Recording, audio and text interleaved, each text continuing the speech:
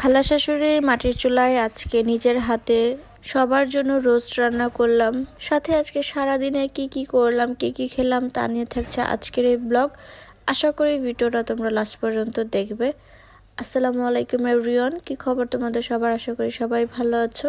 সকাল সকাল আজকে নাস্তায় ছিল এখানে একটা ভাজি ছিল ডাল দিয়ে, আর একটা সবজি ভাজি ছিল, তারপর ডিম, রুটি, এগুলা দিয়ে এখন আমি আর তোমাদের ভাইয়া সকালে নাস্তা করছি। নাস্তা করে এসে দেখি আন্টি দুপুরের রান্নার প্রিপারেশন নিচ্ছে। আজকে রোস্ট রান্না করবে, আর এখানে আমার নানি শাশুড়ি পেঁয়াজ কেটে দিচ্ছে। রোস্ট তো রান্না করবেই, সাথে আলাদা করে একটা মুরগিও রান্না করবে, আর গরু মাংস এগুলো রান্না করবে। তো পরে ছাদে এসে দেখি এখানে আমার আম্মু আর আমার ননদ মিলে মেহেদি পাতা পাড়তেছে। ওদের এই মেহেদি গাছটা অনেক বড় আর অনেক মেহেদি আছে, তবে মেহেদি পাতাগুলো একটু দূরে দূরে। তো সামনের সাইড থেকে যতটুকু পারছিল ওইগুলোই উঠাচ্ছিল, আম্মু বাসায় নিয়ে যাবে এর জন্য। যাই হোক, এরপর আমার নানি শাশুড়ি বললো যে এখন বাজারে যেতে হবে তার সাথে। তারপর আমি, সুপ্তি, সিয়াম, তোমাদের ভাইয়া সবাই মিলে, নানিও ছিল সাথে, সবাই মিলে এখন আর কি বাজারে যাব। বাজারে এসেছি মূলত আমার নানি শাশুড়িরা আমার আম্মুকে কাপড় দিবে। যেহেতু আম্মু প্রথমবার গিয়েছে, এর জন্য আমার নানি শাশুড়ি, মামা শ্বশুর আম্মুর জন্য এখানে কাপড় আমাকে পছন্দ করতে বলেছে। তো আমি দেখছিলাম কোনটা নেওয়া যায়, কারণ আমার আম্মু সুন্নতি পোশাক পরে, ড্রেসটা যাতে রাউন্ড হয় আমি ওই টাইপেরই দেখছিলাম। তো পরে গিয়ে আমার এই যে এটা পছন্দ হয়েছে, এই কালারটা, এটা দিয়ে গোল জামা হবে। তো আমি এটা পছন্দ করেছি। সাথে আরেকটা অলিভ কালারের ছিল, ওইটা আবার আমার খালা শাশুড়ি আর খালু শ্বশুর আম্মুকে দিয়েছে। তো ওইখান থেকে পছন্দ করে পরে আমরা আসলাম মিষ্টি খাওয়ার জন্য। তো এখান থেকে সুপ্তি নিয়েছে ছানার জিলাপি, তোমাদের ভাইয়ার সিয়াম নিয়েছে যে সাদা মিষ্টিটা, আর আমি নিয়েছি কালো জাম। তো এরপর আসলাম বাসায়। এসে এখন দেখি আন্টি রোস্ট রান্না করছিল। পরে বললাম যে আমার কাছে দেন, আমি রান্না করি। সবাই বলতেছিল তুমি মাটির চুলায় রান্না করতে পারবে কি না। আমি বললাম যে বাসায় আমি, মানে আমার বাবার বাসায় কিন্তু মাটির চুলাও আছে, ওইখানেও আমি রান্না করতাম, সো আমার অভ্যাস আছে, সমস্যা নাই। তো এরপর আর কি সুন্দর মতন বসে পড়লাম রান্না করার জন্য। পেঁয়াজগুলো ভেজে নিয়েছি। এরপর এখানে যে আন্টি পেঁয়াজ, তারপর কাঁচামরিচ ব্লেন্ড করে দিয়েছে, আদা রসুনও ছিল সাথে। এরপর আমি দিয়ে দিলাম এখানে রোস্টের মশলা। এটা দিয়ে এখন একটু ভালোভাবে কষিয়ে নিব। আর ভিডিওগুলো আমাকে আমার ননদ করে দিচ্ছিল, আমি তো রান্নায় ব্যস্ত ছিলাম।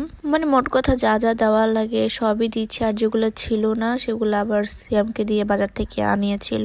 যেমন এই সসটাও এনেছিল, সস ছিল না বাসায়। কিছুক্ষণ কষানোর পর আমি এই ভাজা মুরগিগুলো দিয়ে দিয়েছি। এটা আগেই আন্টি ভেজে রেখে দিয়েছিল। নাড়তে নাড়তে আমার মনে হচ্ছিল আমি কি যেন একটা দিই নাই, কি যেন একটা কমতি মনে হচ্ছিল। পরে মনে হলো যে আমি তো আসলে কাঁচামরিচই দিই নাই। পরে কয়েকটা কাঁচামরিচ দিয়ে দিলাম, পরে আরও দিয়েছিলাম।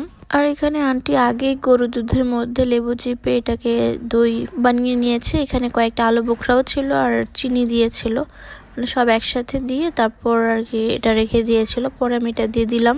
এখানে আমি রান্না করছিলাম আর দর্শকরা এখানে বসে বসে গল্প করছিল, সাথে আবার আমার রান্নাও দেখছিল। আমার কিন্তু এখানে বসে রান্না করতে ভালোই লাগছিল। এখন আরো কিছু দেওয়ার বাকি আছে, যেমন এই পেঁয়াজ বেরেস্তাটা দিয়ে দিচ্ছি। পরে এক প্যাকেট গুঁড়া দুধ গুলিয়ে নিয়েছিলাম, ওইটা আমি চা খাওয়ার জন্য এনেছিলাম, সেটা এটার মধ্যে গুলিয়ে দিয়ে দিয়েছি। এখন এটাকে ভালো মতো সেদ্ধ হওয়া পর্যন্ত আর কি রান্না করব। এই তো আমার রান্না করা কিন্তু প্রায় শেষ। এখন এটা নামিয়ে নিচ্ছি। এরপর আন্টি পোলাও রান্না করবে, সরি পোলাও না, পোলাও রান্না করবে। আর আরেকটু সৌন্দর্যের জন্য এখানে আমি কয়েকটা পেঁয়াজ বেরেস্তা দিয়ে দিয়েছি, ওটা পোলাওর জন্য রেখেছিল। যাই হোক, দুপুরে এখন খাওয়া দাওয়া করার পালা। এখানে ছিল গরুর মাংস, পোলাও, তারপর রোস্টের লুকটা কিন্তু সুন্দরই এসেছে বলো। আর এখানে আলাদা করে মুরগি মাংস রান্না করা হয়েছে। আমার আম্মু আবার গরুর মাংস খেতে পারবে না, এর জন্য আলাদা করে মুরগির মাংস রান্না করেছে। তো সবাই এখন আমরা একসাথে বসে পড়বো টেবিলে, তারপর খাটে, দুই জায়গায় বসবো সবাই একসাথে।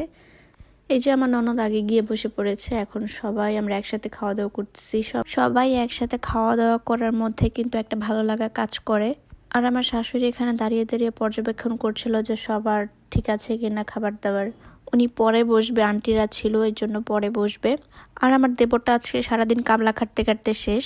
দেন খাওয়া দাওয়া করে বিকেলের দিকে আমরা এখন একটু হাঁটতে বের হয়েছি। সিনথিয়া বলল যে সে নাকি আমাদের কোথায় ঘুরতে নিয়ে যাবে।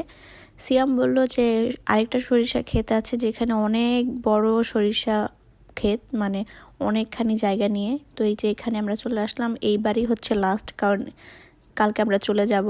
লাস্ট বারের মতন সরিষা ফুলের সাথে একটু ছবি তুলে নিই।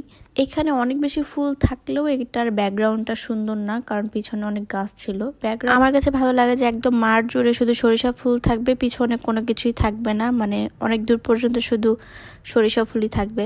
যাই হোক, ওখান থেকে আসার সময় আমার খালা শাশুড়ি যে এখান থেকে ডিম নিচ্ছিল। এরপর আমরা সন্ধ্যার দিকে এখানে নাস্তা করতে আসলাম সেই আগের জায়গায়। আজকে আমার শ্বশুর ট্রিট দিচ্ছে। এখানে কয়েকজন গ্রিল নিয়েছিল আর আমরা নিয়েছিলাম চিকেন রোল। এরপর বাসায় আসার পর অনেকক্ষণ আড্ডা দিলাম। তারপর রাতের খাবারের জন্য আন্টিকে বলেছে আন্টি ভর্তা বানায়েন।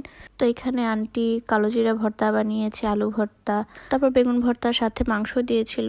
খাওয়া দাওয়া করার পর রাত পর্যন্ত লুডো খেলেছিলাম। তো এই ছিল আমার আজকের ব্লগ। দেখা হবে পাবনার লাস্ট ব্লগে। তো সে পর্যন্ত আল্লাহ হাফেজ।